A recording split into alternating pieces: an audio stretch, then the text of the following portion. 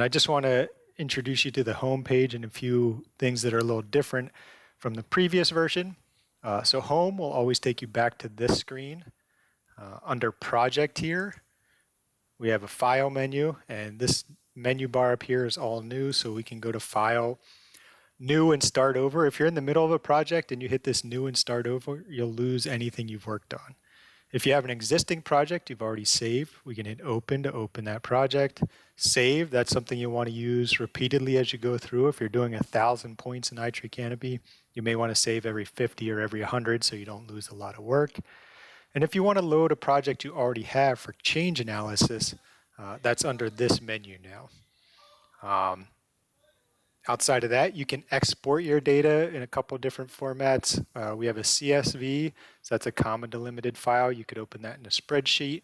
A KMZ and a KML are both spatial data files that you can open in something like Google Earth, Google's My Maps, or GIS like ArcGIS or QGIS. Survey, that's where you actually do the work of classifying points, and the report will pop out the results of all your classified points up to that point. So it'll give you those summaries of ecosystem services, valuations, and cover. We have an example project here, so if you just want to know what this looks like, you can pop open that example project and see how iTree Canopy works. If we go to the menu button here, we can get back to the iTree website.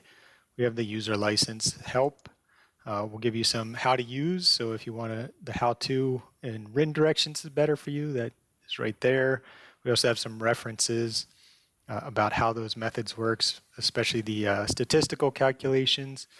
And if you want to try and translate these pages, we have a translator. This is just Google. This is all automated, so some of the translations aren't perfect, but that's there as well.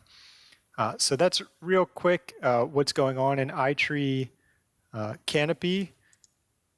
You can also get to videos. These videos will be posted here. This just takes you to our video learning webpage.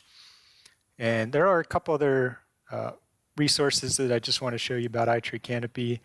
If we are on our iTree homepage under support and resources, that video learning is here. But if you're really interested in diving into how iTree Canopy works, where the benefit valuations come from, you can go to our methods and documentation. This is again under the support and resources.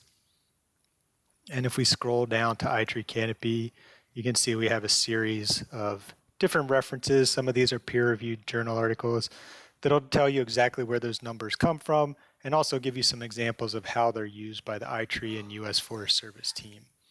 So that's a real quick overview of iTree Canopy. In the next video, I'll go through how to load in or select the boundary of the area you're interested in classifying in iTree Canopy.